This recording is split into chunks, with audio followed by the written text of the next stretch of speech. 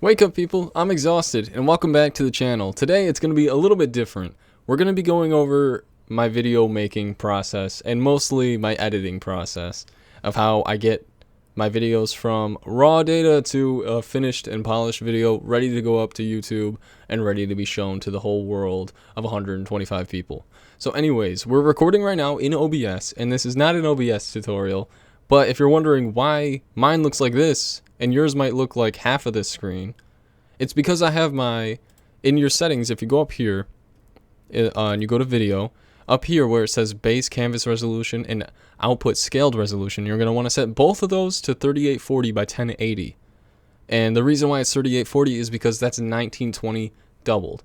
And what that does is it makes this video, this whole window right here, this preview window, double the size. So you can fit your face cam on one side and your gameplay on the other. And the reason you want to do that is so you can separate your face cam and move it around wherever you want. I can be literally anywhere in this window. So I can put myself back. And the way I used to do it is I would put myself up in the top corner of the video, but then you'd have to, you know, edit around that, and you'd have to zoom in on the video and the face cam at the same time. And sometimes you don't want to do that. And also it lets me get the clean shots of just my face only, like this right here. So we're recording right now. I've got Davinci Resolve open. That's my editing software that I use and that I trust, and it's been the editing software that I've used since the very beginning of my channel. It's super easy to get into and it's super easy to learn. A lot of the stuff that I've picked up along my year on this channel is self-taught, and if I can self-teach myself something like editing software, I think you can too, because I'm pretty stupid. Anyways, let's make this full screen. This is the media pool right here. There's no clips on it. So if you right click, import media, we're gonna grab a video at random. This one looks good. Oh, I was playing Valheim with my brother. So we'll edit. This is the little edit tab down here. This is the media. This is where you go to cut. I've never touched this tab. Your fusion tab, I've also never touched this. It's terrifying. Color is if you want to just hone in on it and see what it looks like with different color grading if you're into that stuff. I don't usually color grade my videos very much. Fairlight is kind of important. We'll get into that. But up here is where our media pool is. It's just shrunk down to fit the screen. And you drag in your media down here. There you go. So you'll see over here we have our mixers. This little audio mixer station. What I normally do when I record a video, I want my voice to come through clearly and concisely, and my words to be very clear and easy to hear. So we go down here to the Fairlight tab, and oh, we've got a ton of audio sources. I gotta get rid of this. I had a problem with my audio sources for a while, so I have like 6 of them. So we could delete a whole bunch of them. Alright, back to the Fairlight. Over here, dynamics. My mic is set to audio 2. And if you want to know how to get your mic set to like audio 2, audio 3, or if you want your desktop to be audio 1 and your other desktop to be audio 2 and things like that, I can give you guys an OBS tutorial if you would like. I don't know how well this one is going. I've never done a tutorial video like this, but we're going to crank up the makeup in here. I usually keep this at exactly 7.6. And then we're going down to the compressor. The compressor is going to keep your audios level, I guess you could say. The louder things get, it's going to be pushed down, and the quieter things get, they're going to be pushed up. So everything kind of is level, and it's clear and easy to hear, and it doesn't get super loud, and it doesn't get super quiet. Sometimes it does, and you have to go back in and manually fix it. But I crank this ratio up to 5.5 to 1. I don't know why. It's just I've always done it, and that seems to work for me, and you guys are welcome to give it a shot or tweak it around. So we're going to cut to where the video actually starts, where I give my intro. We got to find it. So this is right where I'm about to say, wake up people. You can see my mouth looking all weird right here. I cut the video right here. Cut it right here where I'm about to say, wake up people, I'm exhausted, and give my intro. And here it is. Wake up people. Oh. Wake up people, I'm exhausted. Does that sound? Wake up people, I'm exhausted, and welcome to Valheim. So that's where the video begins. And then you're like, what the heck? Why does this look so weird? Do you really want your face cam to take up half the screen and the game to take up the other half, and you're going to have all this blank space? No, that's absolutely not true. What you can do is, well, what I do is I click on this clip and I highlight the whole thing. That highlights the whole thing throughout the entire video. And I hold Alt and I drag upwards that duplicates the clip. Now if we go up here, this is our transform button right here. Click on it. You can see I have a duplicate of the exact clip. So from here, this I know it's a lot to take in. From here on this side, this is basically everything to do with your video. You can set the opacity or opacity. You can set the zoom in or out, whatever you want. I set the zoom personally to 0.5, but we'll do that in a second right after we crop. Might actually be easier to crop if we zoom in. I go down to cropping, double click it to open it up, and crop off the entire game on the right hand side. Down to right here, I get rid of some of this dead space in the background as well. Then I set my video zoom to 0.5 to make myself smaller, and I stick myself right up in here. Right up in here. And if it makes it easier on you, you can write down your little coordinates. I have mine exactly written down somewhere, but for the sake of time, I will just, throw it up there. Then this is going to be your game window down here, this clip that I just highlighted. You're going to want to do the same thing, but you can crop left 960. That seems to be the magic number. I don't know why. And then the zoom, you're going to set to 2. And the position X, negative 960. And it's, the Y has to be at 0.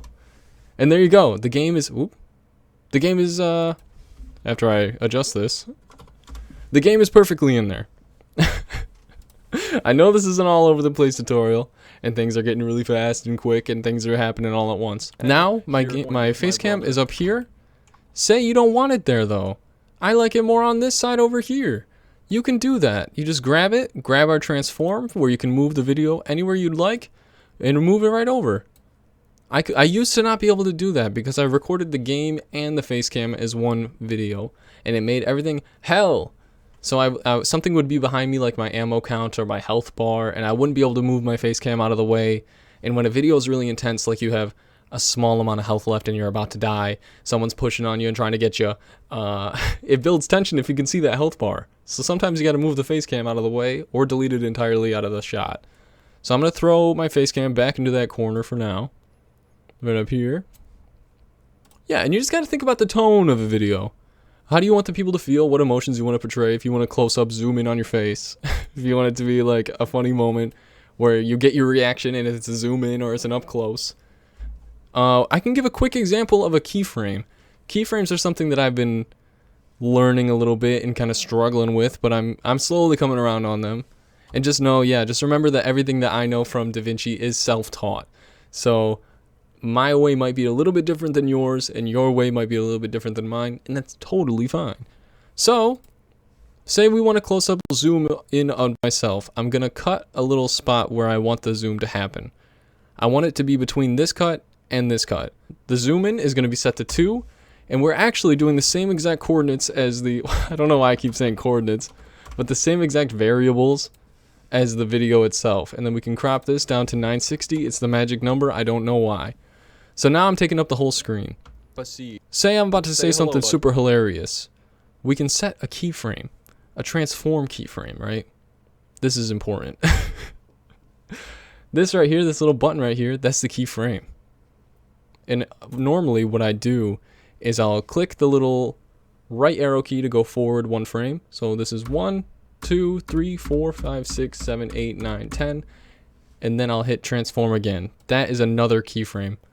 So right here, this arrow, it'll take you back to your original keyframe. So from this keyframe to this one, it's 10 frames. So if I take this and I zoom in on myself like this, within 10 frames, that's where the video is going to be. So we'll watch it. Watch this. Buddy. See how it zoomed in on my face? Watch that again in 4K. Say hello, buddy.